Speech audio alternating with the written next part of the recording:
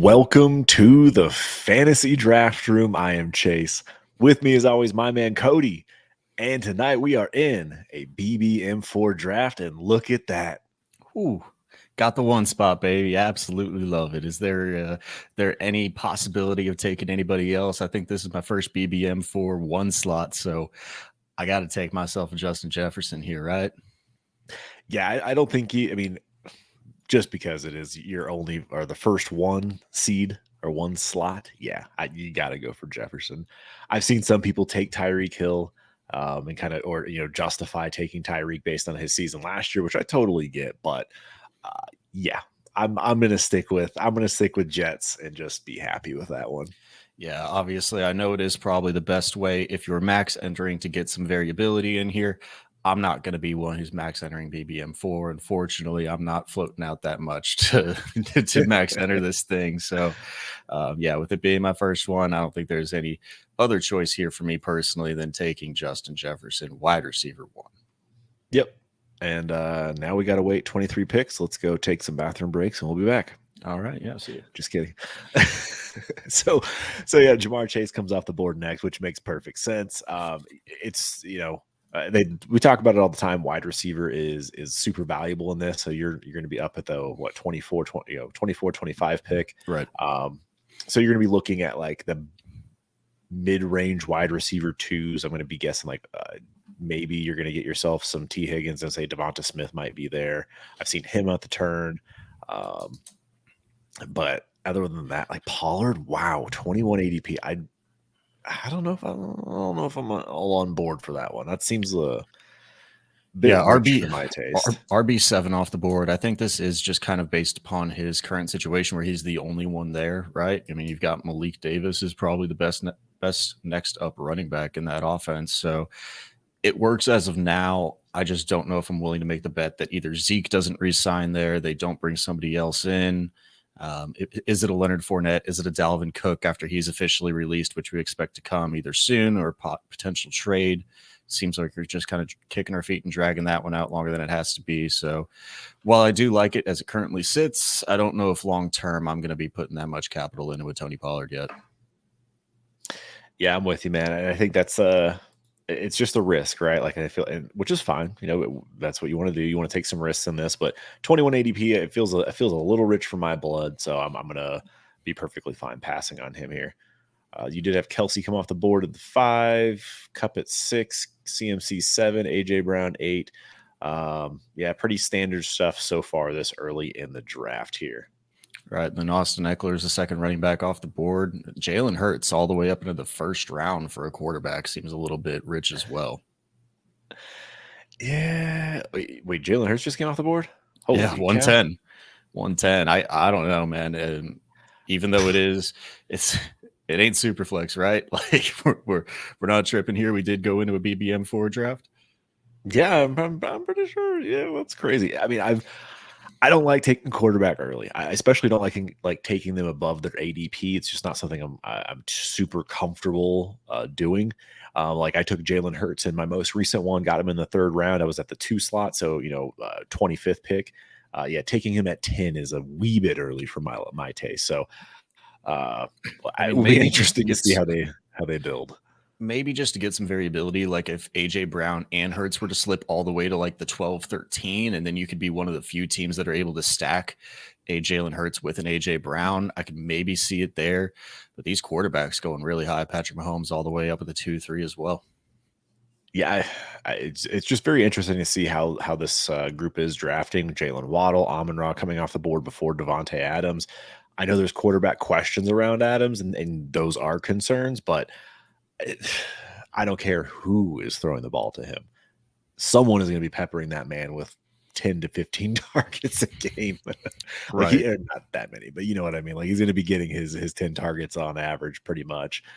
Get about 160 to 170 is what it feels like every single year. It really does feel that way. So yeah, I'm going to lean into a little bit more of the position players, and we are up here. We got 5 picks in between us. I've got 4 on the board that I would absolutely love here. If JT, Chubb, Olave, or Smitty slip, I think those have got to be the picks. But we do have the 2 picks back to back, so got to get 2 of them up here and get ready for them.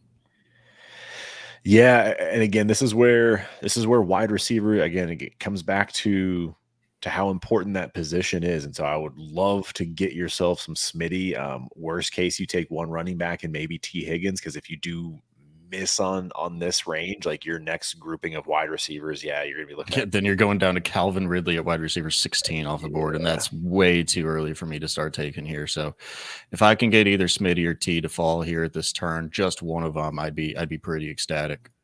yeah. I think that's where you got to go. Oh, JT, if you can get JT and one of these guys, and of course not. Yeah, Maybe and you'll I get don't think both we're of going them. to get Smitty either. Oh, okay. We got one pick here. What's going to be our second pick, though? Would you be comfortable going in and just leaning into a Derrick Henry? Because that's probably where I'm sitting. Either Derrick Henry, Brees Hall type, probably here. Yeah, Brees's injury kind of is a concern to me, but I mean, I wouldn't mind Ramondre, Jacobs, Derrick Henry. I mean, Jacobs has the questions around, the franchise tag, that kind of stuff. Derrick Henry came off the board, so there's that. So you're on the clock now. Smitty for sure is one pick. I Right. don't think there's any doubt about that. So you can buy yourself an extra 20 seconds here. I don't think Pollard is. I mean, I'm looking at your projections that you did. You have Pollard at 924 yards and then about 50 catches, I believe here. So I Smitty's going to be the first pick. I think I then have a question Ramondre. between Jacobs, Ramondre, or Brees Hall. And so, truthfully, I know going by my projections and where I had these guys statted out, it would be Brees Hall. I really don't. They might ease him in at the beginning of the season, but I think he's ready to play week one. He's already doing side to side lateral agility drills, running on the field, pretty much sprinting at full speed. I think by the time we get there, he's perfectly fine. And I'm good reaching on Brees Hall here. After looking at the bye weeks as well, definitely take Brees Hall is what I'm looking at here. Ramondre is later in the season. It's not necessarily a concern for playoffs, but I do know there are some week 11 buys for players later on that you might end up stacking up. And then Jacobs with the week 13 is a problem. And that's, again, talking about Adams slipping. Maybe that's potentially why with his week 13 buy. So, yeah, I don't mind that at all. I don't have a ton of hope for Tony Pollard to suddenly become this workhorse back, but maybe it works out for him. Just going to be a very different scheme down there than what Kellen Moore had. And then, yeah, I think that was the right play there. So Ramondre may have been a one I was interested in, but I don't think you can go wrong with either one of those guys. No, and I mean, we've got reports coming out that Ty Montgomery, I believe, is going to be like the third down back there, or is already projecting to be the third down back in the New England Patriots system. So we might get the New England Patriots that we're used to, and because Ty Montgomery was out all of last year, could go back to just that true third down back and then just hammering Ramondre and maybe James Robinson up the middle for the entirety of the season. Yeah, I mean, you got just looking at where you have your projections, and since we have some time, just a quick little plug. If you missed it, make sure you do check out Destination Debbie Radio, patreon.com/all gas. Incredible Discord to be part of, and an incredible group. But we did drop the Overreaction podcast on Wednesday, which is your projections, and so we did do some projections. You did do some projections. I keep saying Yeah. we out of habit. I don't want to take credit for this at all.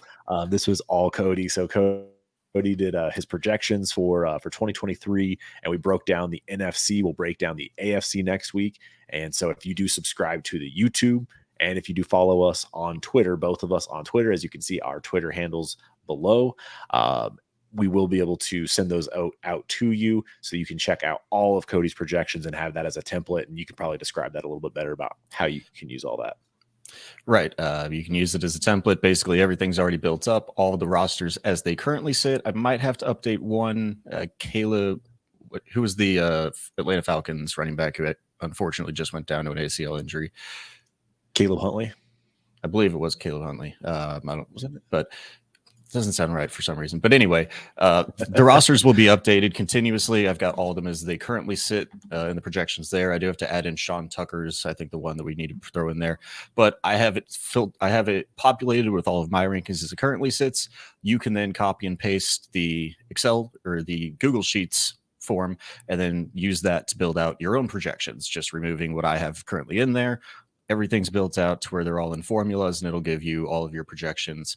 As it currently sits, it only does standard, or it does PPR, half PPR, and standard leagues.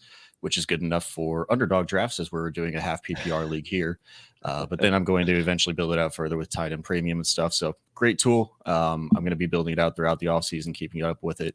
And so if you want to use it for your underdog drafts, go, like Chase said, subscribe to the YouTube, or follow us both on Twitter, send us a DM with the pictures showing that you did it, and I'll give you access to that for free. Love it. Yep, just want to make sure we got that plug in there because we will be kind of referencing some of that as well. You are up in, looks like 6 picks here. So we got some, I mean, you got Jahmyr Gibbs, Najee. I don't know if I really want Mike Williams, Drake London. I like Terry McLaurin, Christian Kirk. And then if you're, looking at some of these other running backs and tight ends at that range, kind of see what's available. Wide receiver is going to run dry for you here, and I know that for a fact. Wide receiver always runs dry. Yep. But I don't blame you here looking at TJ Hawkinson and seeing what kind of I mean, you could have the entire Minnesota stack if you wanted to go get some TJ Hawkinson, Justin Jefferson, and Christian Kirk later. A lot of bye weeks, but it is a lot of bye weeks late in the season and that week 13 bye. But if you get there and then backfill with another quarterback a little bit earlier in the draft, something that can buoy us through that 1 week, as long as we make it through that week, and then get to the playoffs and then make it through that 1 week. That's all you're really looking for. It does look like the wide receivers that I did have picked out did dry up on us. That is a little bit unfortunate. Luckily, we already got Justin Jefferson and Devonta Smith falling to us in the first 3 rounds, though. Yeah, very true. And so, I mean, I would leave this to you. I mean, if Christian Kirk is there, I'd have a hard time passing on him because of what's going to be available later. There goes Hawkins, since you don't have that one to choose from.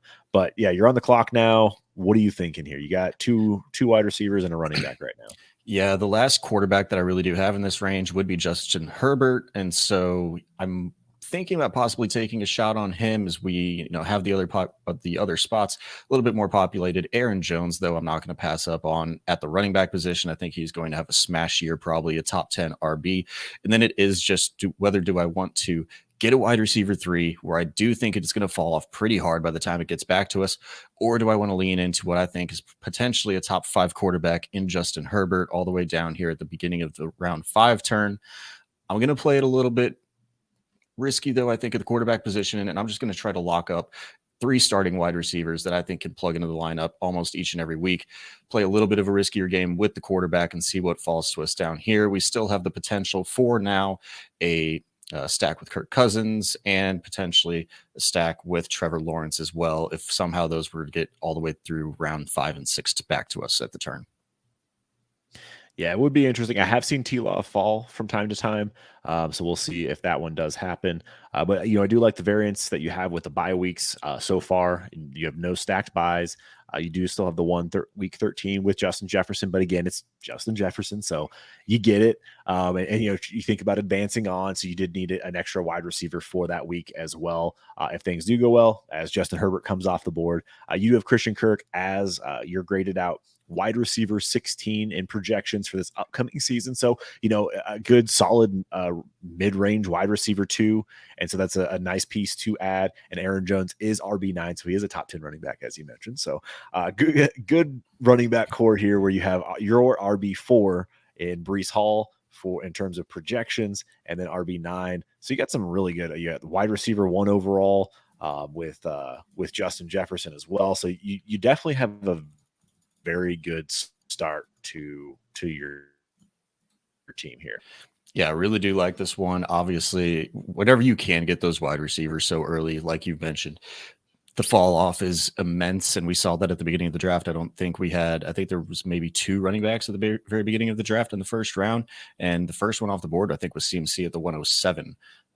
Let's check that real quick. Make sure I'm not lying to y'all. There were 3 in the first round, but it was CMC, first running back off the board at the 7th spot, and then 7 wide receivers in the first round. So I think people do realize the premium that is kind of put on the wide receivers in this format, how quickly it does dry up. Very, very glad to come away with 3 guys within my top 16. Yep. Everything feels really good so far. I really like where you're at. Again, you do still have the secret weapon of Deshaun Watson. I believe he's still top tier quarterback, but he's getting disrespected across the board. I know T-Law would be ideal, But he, 11 picks away, and in terms of ADP, you're going to have to hope and pray that he slips here. Right. I do think I do. Otherwise, we're playing kind of a punt game at both the quarterback and the tight end, which is where I don't really want to be playing the game. I want to lock in one of those two. Tight end's a little bit harder because I really only care about three of them pretty much. I'm much more comfortable punting the tight end and taking one of these last upper echelon quarterbacks like this T-Law here.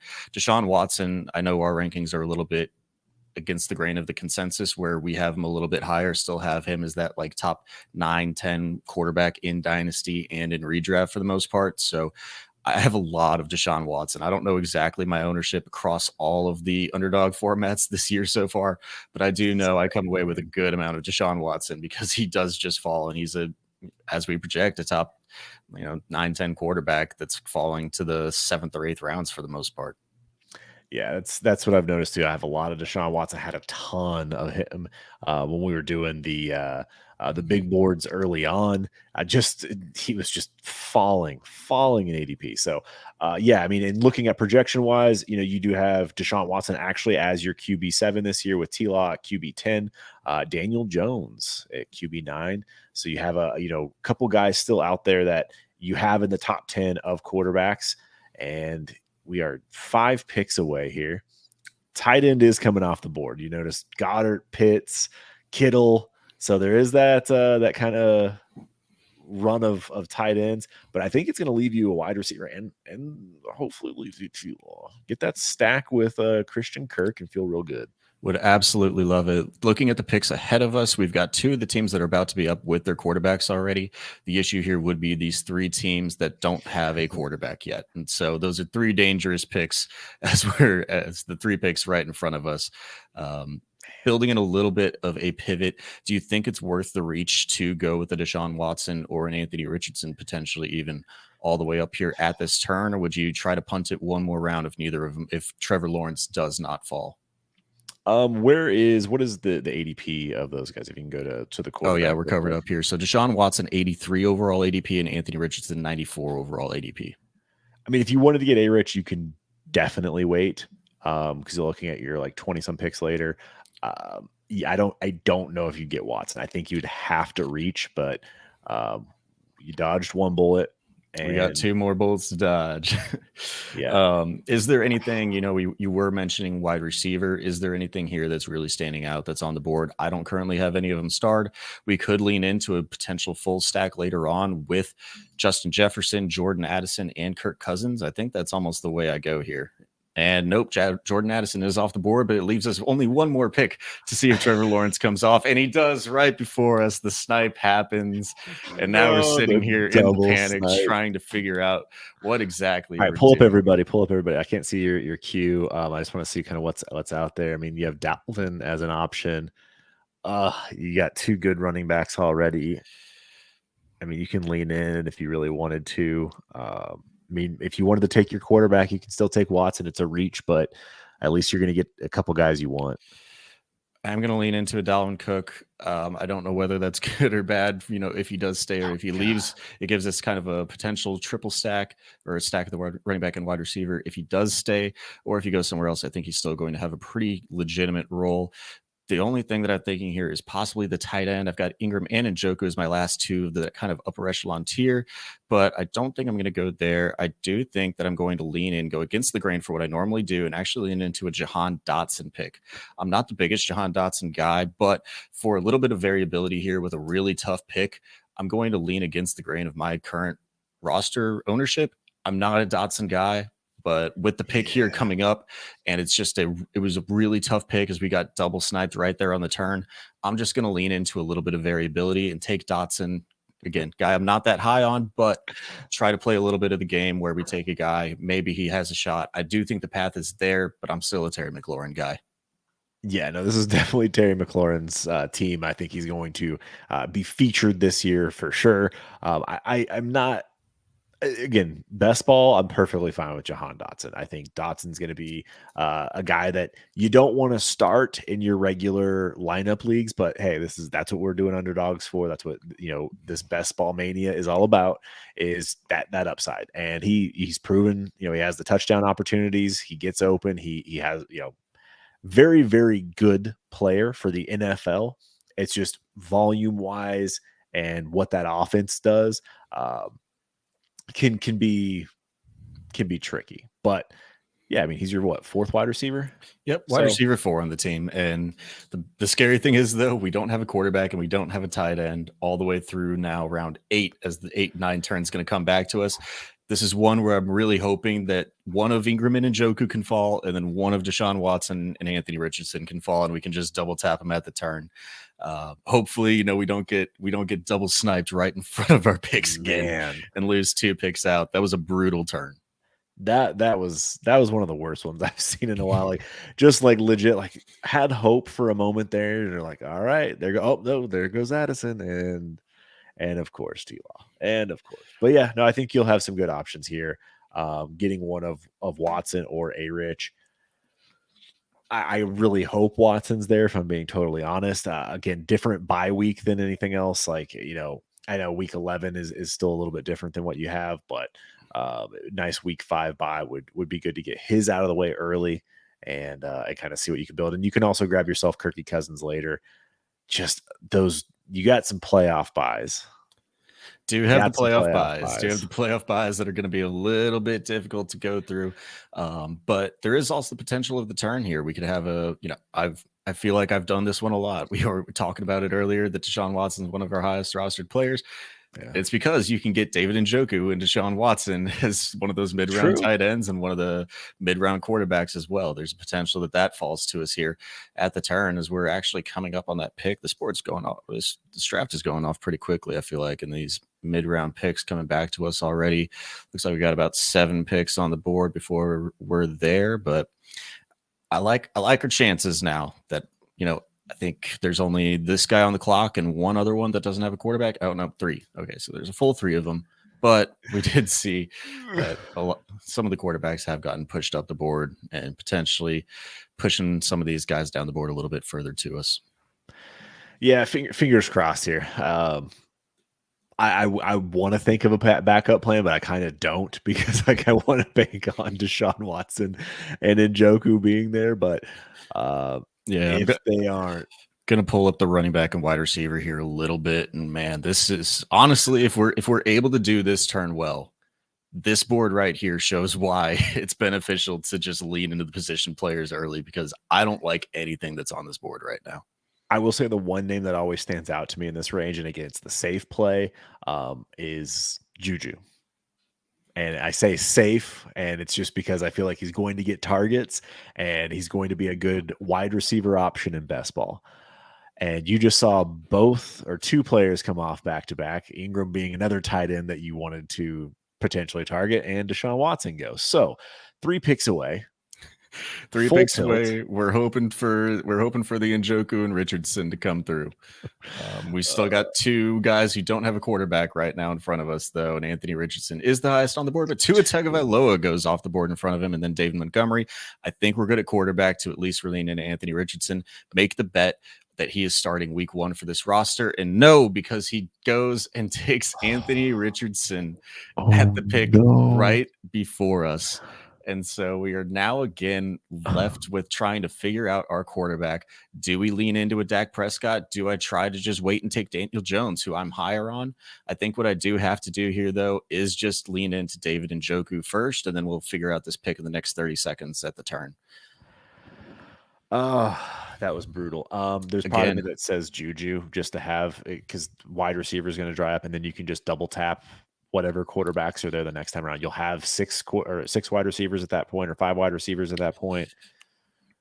I'm going to move Juju up into the queue. I'm going to try to jump back there just before, but I just kind of want to see who has the. Okay, yeah, we're just going to go with Juju here, and we're going to go full punt. This might actually be a build where I lean into 3 quarterbacks. I don't think I've done a single build like that yet, but it might be an 18th round like Brock Purdy or something just to get another quarterback in here. Yeah, I what I'm hoping. I don't want to say the quarterbacks that I'm hoping are there because they're probably not going to be there then.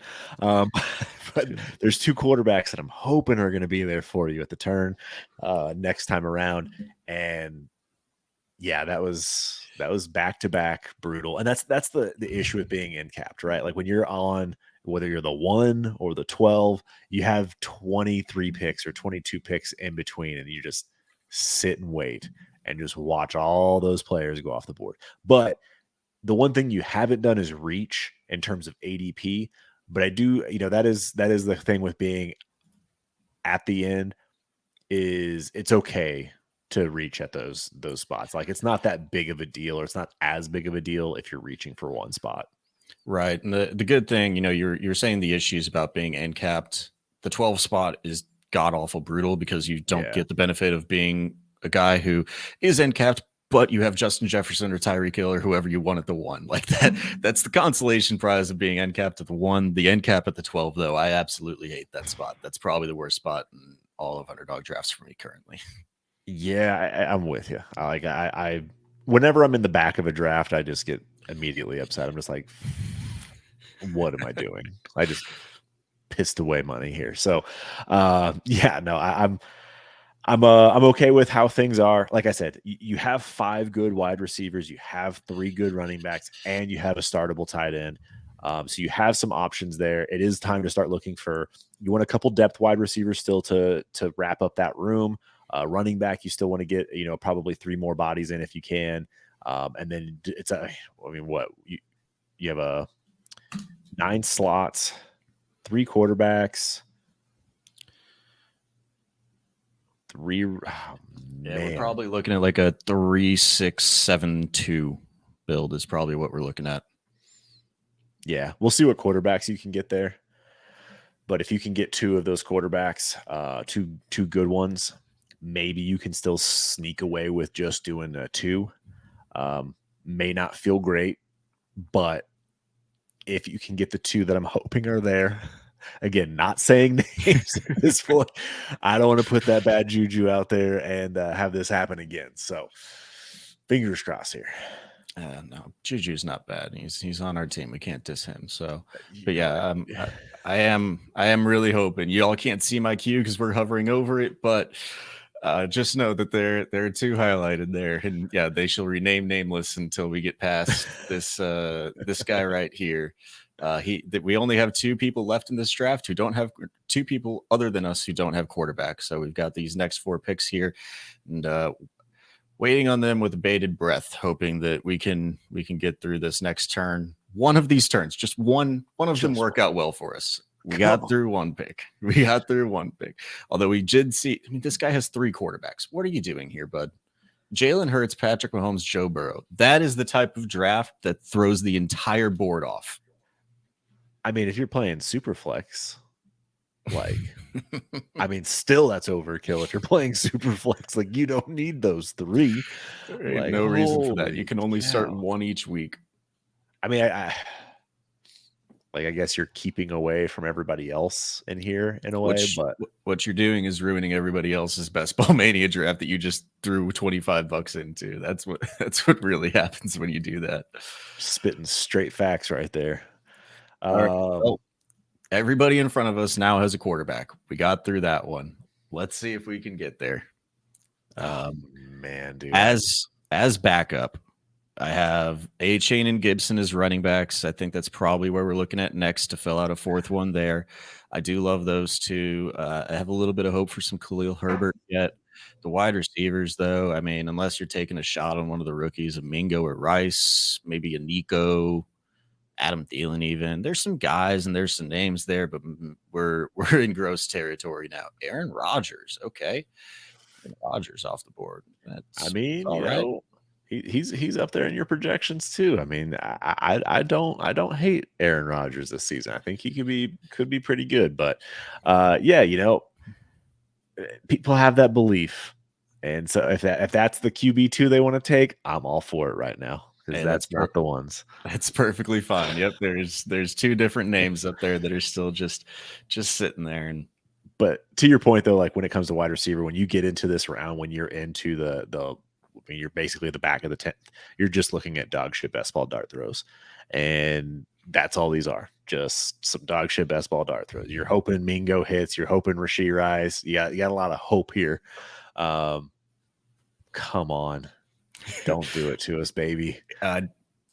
And there's one of them. All right. This guy has 2 quarterbacks. You should be okay. I was freaking hoping Daniel, because that was my thought. If you could get Kirk Cousins and Daniel Jones here, I would be good with it. Okay, and we got Kirk. We did get the stack. Maybe Dalvin stays in Minnesota. We get Justin Jefferson. We're stacking up on week 13, which isn't the greatest thing.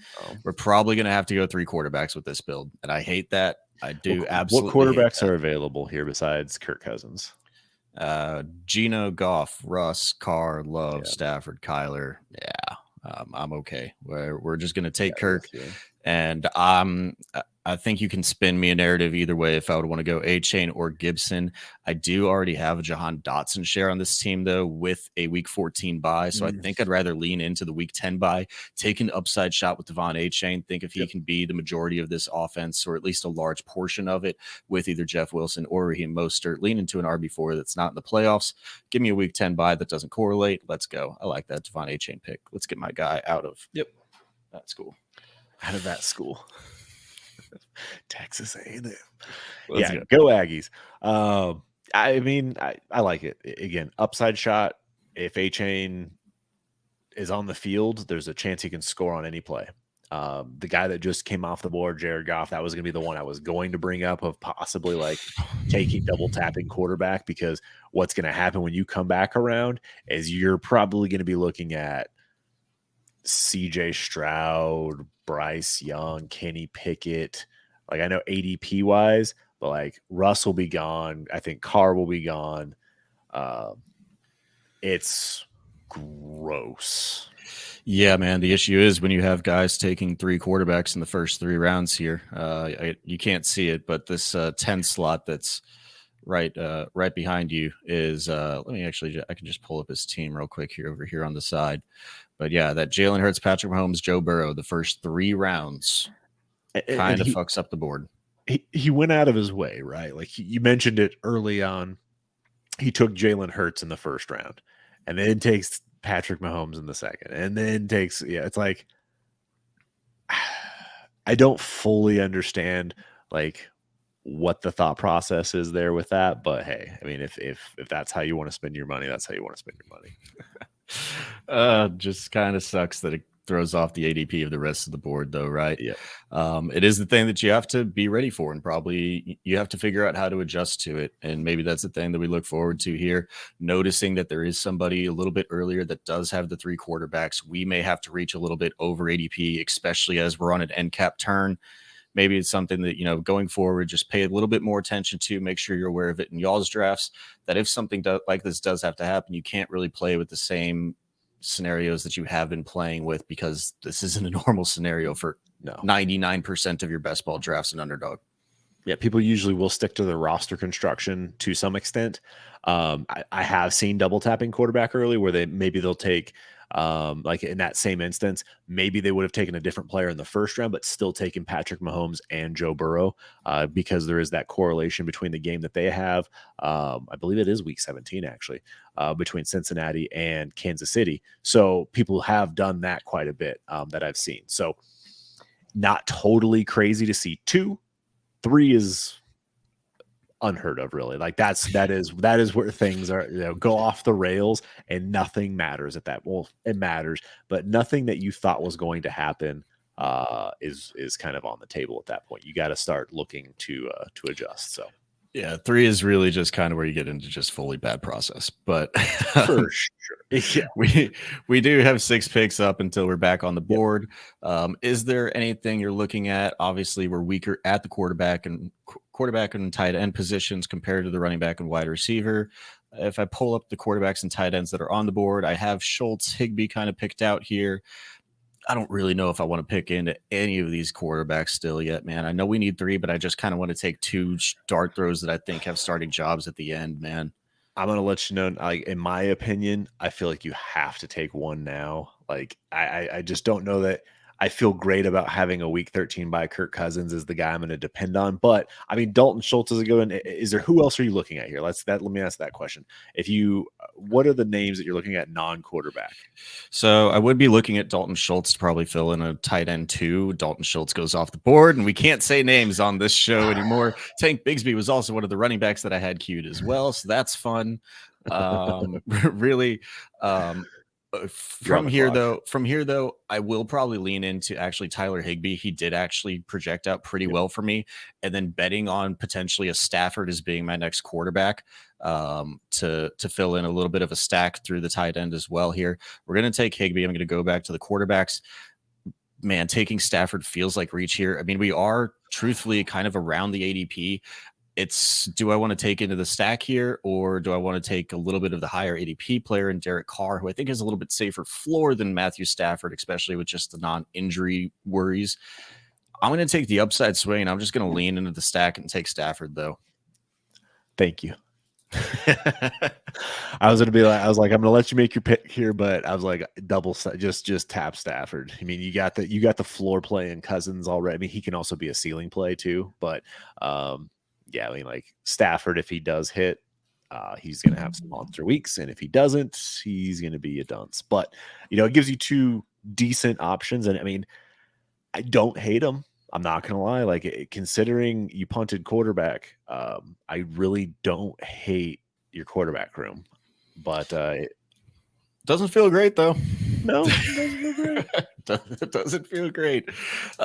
Is this a team where you're looking at those quarterbacks of Kirk Cousins and Matthew Stafford, though, and you're saying you might actually take an 18th round quarterback if there is one there that's looking all right at the very end?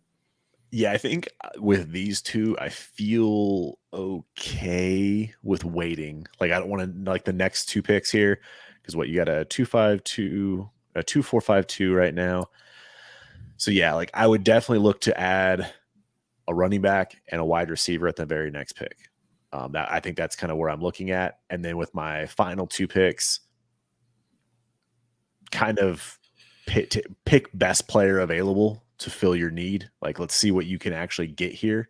And there goes Derek Carr and Jordan Love. So it's actually a really good thing you did take quarterback because I don't think any of them would have made it back to you. I needed to take the quarterback there. I mean, if I didn't, you're betting on Kenny Pickett, Bryce Young, or CJ Stroud making it back. And then that's what you're banking on, right?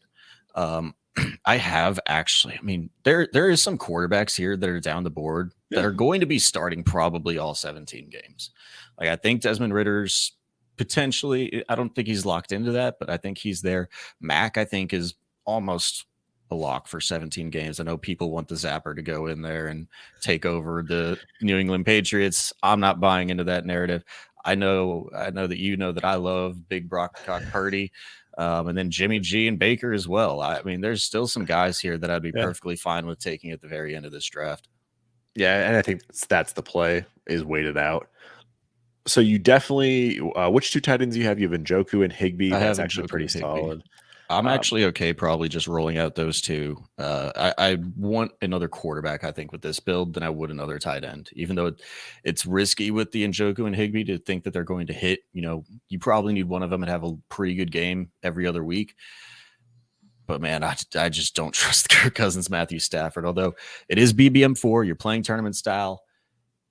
There's also the thought of just saying, hey, the best possible outcome for this team is that Kirk Cousins and Matthew Stafford are both good this year. If that really is that is probably the best possible way that this team plays out. And then therefore you might actually want the tight end 3 instead of a QB3. And that's kind of what I keep thinking about. Like, I don't mind as long as the key for me is healthy Stafford. If he's healthy and he's out there, I feel really good about it. He does target Tyler Higbee quite a bit, and so like I'd feel good there. But you do need to look at again. I still think you need a couple more wide receivers. Like I do not feel like you have 5 that I like, but man, you have a week 14 to deal with, you have a week 13 to deal with, and so like I would at least want 2 more out of the end of this, and I still want to. Yeah, you're gonna have a tough one to pick here. Right. The name that immediately stands out is Isaiah Hodgins, although you're looking at another week 13 bye, and that's kind of the issue here. Marvin Mims is upside shot, but you're probably looking at either Sutton or Judy not being there down the stretch. I could go full variance and get another guy that I don't really like in John Mechie and see if I could lean into that one. Curtis Samuel, I already have Jahan Dotson. And so I am actually just going to lean into another variance pick as I'm on the clock with John Mechie and see if he can actually be something that is a large contributor to this Houston Texans offense. Looking at the next pick, though, Jerome Ford is definitely the one that stands out to me the most as a running back, as he's the second guy in line to be in the Cleveland offense. We do have Njoku as well, though. Is there anybody you're seeing here as we have 10 seconds left?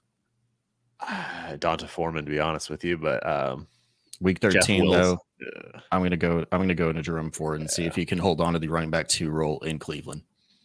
Yeah, I get it. I already have Devon A-Chain with the Jeff Wilson pick. Deonta Foreman, I don't really know. It's another week 13 bye with Deonta Foreman. I don't know who's going to come away with that role, if it's Roshan, if it's Khalil Herbert, if it's Deonta Foreman, or if they all just eat into each other. I know that that's how I kind of have projected right now in my range or in my projections, is that they all just kind of eat into each other until we really know more. It's a hard bet for me to take on one of those running backs. And so I think that was, just kind of almost the best that I could really do with that situation there. Looking a little bit further down, I do kind of like a Tajay, but we're really only looking at one more running back here to cap this one off at 6. Is there anything else with this roster construction, though, as we are 7? We've got the 3 picks left before we're wrapping out this one. That is correct. Yep, 3 more picks left. Yeah, so usually, like looking at it, Zeke came off the board a couple picks ago. That was the other name that I was thinking of. I was like, I think Zeke's around here. Like, I would consider taking Zeke because I do think he's going to sign with a team, and I think he's going to sign with a team that he's going to get a role. I don't think it's going to be a lead back role where he's getting 280 touches or anything like crazy like that. But I think he can definitely absorb 180, maybe 200 carries on the ground. They might not be efficient, but that man can fall into the end zone. I know that much.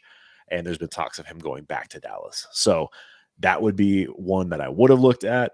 In terms of roster construction, I'm always been a big like 2582 or 2583 is usually like kind of what my baseline of where I start. Knowing what I have, and then like looking at this point in the draft, like what I have, I feel good about. I definitely want to add a wide receiver. I'm being like totally honest. Like John Mechie just doesn't feel good. I feel like you kind of need to find a wide receiver. I like Isaiah Hodgins. And you could take a shot on a. I guess Claypool just came off the board, so that one's out the window. Glad I didn't say his name, right? but yeah, no. Like I would look to see if you could find another wide receiver down the board here. I mean, it's Marvin Jones. That's the one that I like him. Maybe my dart throw is always targeting an Arizona wide receiver because Hollywood Brown is there. No one else. And I know that that's not necessarily the best play where you're like, oh, well, if there's no one else there, that's not always the best correlation to getting targets. But Michael Wilson, Greg Dortch, I think Rondell's probably off the board at this point. Yeah, he's long gone. Yeah, I mean, Dortch had a big role before. I guess that was when Rondell was hurt too. But yeah, like you have Dortch and you have Michael Wilson. Those are the ones that I kind of look at like late.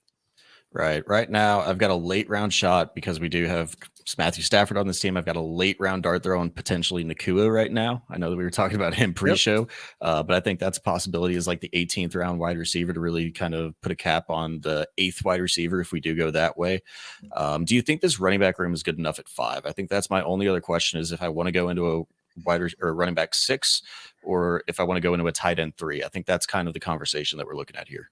So that's where my the Zeke thought came in, where it's just like because Jerome Ford, I feel like you have 4. I feel like you have 4 running backs, and A-Chain is also a question. Like I would want one more. I just don't feel great about because A-Chain could technically be the 3rd running back in that backfield. Right. I do agree with you there. There is a little bit, it's pretty risky, I think. Which I've got 3 locked in, and then I've got an upside shot with either A-Chain or Ford. That's kind of how I'm looking at it. The good thing here, I think I might actually lean into a 7 wide receiver build here with how early and heavy we went with the wide receivers, having Jets, having Devonta Smith, Christian Kirk, and Juju, Dotson, and Mechie. I know we're a little bit more lower on, but I'm good with that. I think we do go here with the last 3 picks that we have with going a running back and another tight end, though. A running back, wide receiver, and a tight end would probably be where I'm looking at this build. Yeah, I'm with you. I think you're up in just 3 picks here.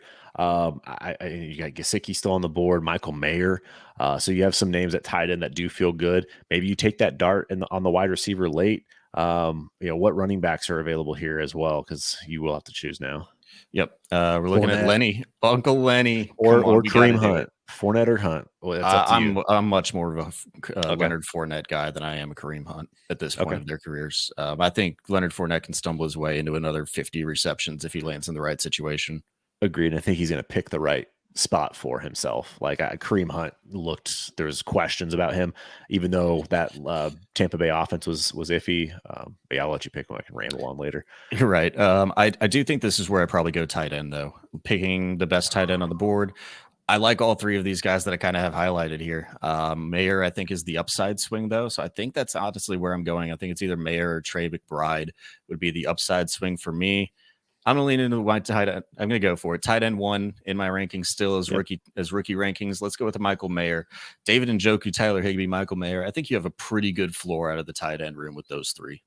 Yeah, I do like that a lot. I think Tyler Higbee's going to get his targets. He was been, like I mentioned earlier, he gets it fed constantly. In Joku seemed to have a really good connection with Watson and played really well last year. And then Michael Mayer, just like you said, upside shot. He's going to be on the field, and that's what you want in your tight end. So last pick in the draft here, you got 6 running backs, you got your 3 tight ends. I feel good enough about the quarterbacks because, I mean, truly at this point, if Cousins goes down or Stafford, you're probably not. That's probably a wrap. It's So, probably a like, wrap on this best ball entry. So yeah, like I think looking at wide receiver here, I mean, Terrace Marshall, it's just such that whole wide receiver room. I just don't. I love this Nakua pick, man. Like if Nakua comes and I'm Really? able to stack that on the Matthew Stafford, Nakua, and Tyler Higbee, I think that's where I'm leaning as of now, just to get another stack in there. That I mean, he could legitimately be the wide receiver too. He's getting a lot of hype right now. I know we talked pre-show that like we seem to be in this like pre-hype season where this is the wide receiver that everybody just falls in love with, who's like the late round UDFA guy almost that in wide receivers that just feels a little bit overdrafted and a little bit overhyped right now. But he could seriously be the number 2 outside of Cooper Kupp if Matthew Stafford were to stay healthy. Yeah, that's true. Yeah, and it's a stack. It's just I just don't know that I trust anyone outside of Cooper Kupp and Tyler Higbee and in that I offense. don't have trust. That is not what I'm saying at all. Trust is not what I have in Puka Nakua. Yeah, I mean, hey, look, again, glowing reviews. It is OTAs. You know what? Why not? Like, might as well take the shot at this point. It's another wide receiver. It's a body, and that team's probably going to be pretty bad. That team's probably going to be throwing the ball quite a bit. And I know that Cup's going to get his targets, but there's going to be plenty to go around in that offense. Sean McVay will find a way to get you the ball if your team is if he's good. So we'll see. Looking at the other ones on the board, though, can you make a case for me? We do have the 2 Arizona wide receivers of Greg Dortch or Michael Wilson. If we wanted to take the shot there, I think Michael Wilson and Puka Nakua are pretty much an even shot. So I just lean with Puka Nakua at that point because they're both rookies. Who knows what their role is going to be? I know Michael Wilson obviously has a much higher draft capital than Puka Nakua, so you might lean on that. But I'd lean into the stack, just outweighing the variability of the rookie wide receiver. Greg Dortch is still interesting. And then the wide receiver, too, for the Atlanta Falcons right now in their low pass offense is Mac Hollins. That's the other one that I have highlighted and starred here. So I've got 4s where 8 picks off the board for the final pick of the draft to wrap this thing up, man. Yeah, I mean, and to be honest with you, as we talk it out, I would just deselect those Arizona wide receivers. They're week 14s. If you're in the, making a run, last thing you want to do is add another week 14 with Jahan Dotson. I know it's nothing special, but still, it's an extra dart opportunity that you have. Yeah, you do have the week 10 issue, but you have the week 13 issue as well with the stacks. So that's just the game you play. Yeah, I think you're right there. And I mean, we're kind of building around the week 10 issue, right? We're leaning into the Matthew Stafford and the Los Angeles Rams building probably different than a lot of teams have, with building a really low end stack with those three of Matthew Yeah. Stafford and Tyler Higbee. And then I'm gonna lean into it. Let the hype wash over me. No, we're gonna have some fun tonight. Let the Puka Nakua hype wash all over me, and hopefully, we know what's gonna happen is he's gonna get picked at the he's gonna get Don't picked at this say 18-11. That's that. what's gonna happen. He is actually the only guy on my board still though, so I do actually need another wide receiver to pull up in front of him just in case something goes wrong here. Oh my goodness. Don't put that out there. All right. I mean, Hollins would probably be. It's just that passing volume is going to be so awful. At least that I imagine. I do think that they're going to pass more than usual or than last year at least. But yeah, I guess select him on I there. mean, I'm not taking another shot on the Houston Texans offense and Nate No. Dell. Truthfully, I think Nate Dell and John Mechie, who we took like 8 rounds earlier, have about the same possibility. Kareem Hunt lasting all the way here until the 18-9, man. What a value. Purdy. Okay. Oh, the Purdster falling all the way here. Mac There's Jones, no Baker going to way. go. He actually took undrafted. one of your guys. He He took one of took, your guys. I mean, we put his name out there, not nearly as Perfect. much as we were talking about Puka, but It was a let's ploy. wrap that draft up with Puka Nakua. Get that beautiful stack of Matthew Stafford, Puka Nakua, and Tyler Higbee. That's a league winner right there. And I've clicked the button. It's not letting me. It's saying it's not my turn to draft. That's neat. I don't know who we're gonna get. Puka's the only guy in my queue though, so I should get Puka. You may have to refresh it. Yeah. Last pick of the draft. It probably just tried to push the draft through a little bit early. Let's try to pull this thing up though. Give it a good look over. Let me go to the full draft, and we are at the 1 spot, so we can look through this here. Yeah, there we go. Let's see if we got him at the end. We did get Puka. Look at that stack go. That thing's going to be a beaut. Yeah, and again, you mentioned earlier, like the running backs, you still had you have, I would say, questionable depth, but at the same time, you still have 3 studs. You have Dalvin Cook, Aaron Jones, Breece Hall. You feel really, really good about those ones. Fournette could be another good one.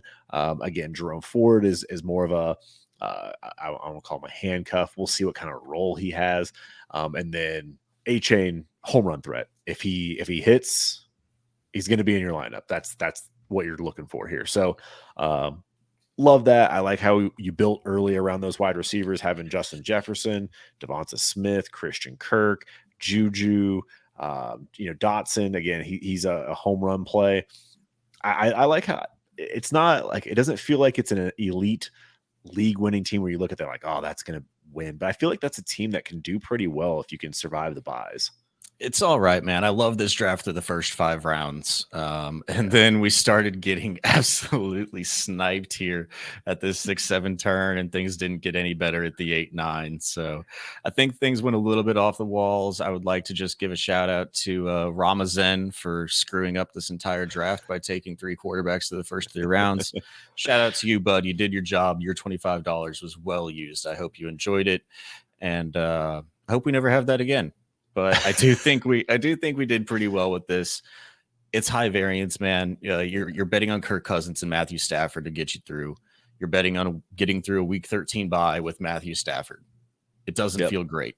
So we'll see how this one plays out. I don't think this is a winner, but I think we did pretty well with what we were given and getting sniped 2 turns in a row.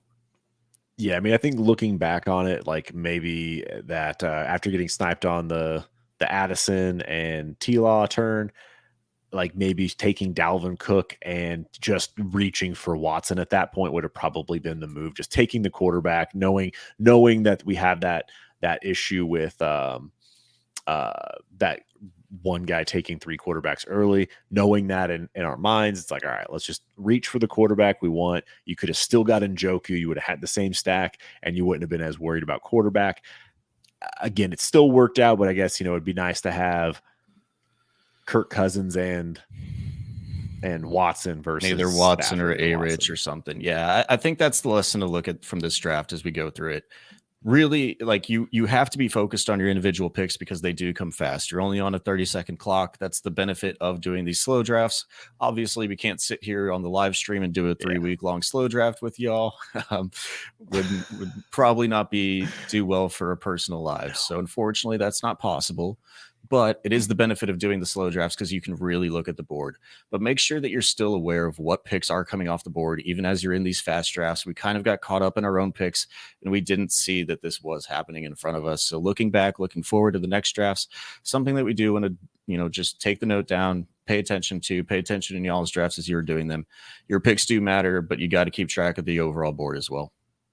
Yeah, and obviously, as you're streaming or as we're recording these, it is tough because you're talking through. We want to kind of look at different things, different angles, and that's something that's an error that we should note in the future. When you see someone taking 3-4 running backs early, the quarterback one's the most egregious. But I've seen it with quarterbacks. I've seen it with tight ends where they take they try to get the Kelsey, Andrews, Hawkinson, and like they take them all, and that's what they want to do. But you have to kind of keep that in mind because it affects everything else. There's a trickle down of how that impacts the board and what players are available, especially when you're talking about high end players. Can't really do it with wide receiver in these, but you can do it with running back, you can do it with quarterback, and you can do it with tight end. Right. I think that's all we got for this one, though. Yep. I do like the 2-6-7-3 build. Obviously, you would like a little bit more of the wide receiver, but we got some hammers at the beginning. Like this draft early, it went off the rails a little bit, but I think it's good. Don't think it's a winner, but I think it's a good draft. Yep, absolutely agree. And in case you haven't heard, Destination Devy has partnered with Underdog. And so if you do use code TFDR at sign up, you will get up to a $100 deposit match on your first deposit. And if you deposit $10 or more, you will get 1 year access to the Destination Devy Discord, specific channels for Underdog, where you can see all of the sheets that are uploaded there, all of the updated ADP, along with some things that Jay Rich has done to look at spike weeks and floor weeks. So you can draft the best teams. Great tools, great people. So again, patreon.com/all gas is the whole Discord. Use code TFDR at sign up for Underdog, and you can get that deposit match up to $100. So with that being said, thanks so much for checking this out. Please like and subscribe, and thank you for joining us here in the Fantasy Draft Room.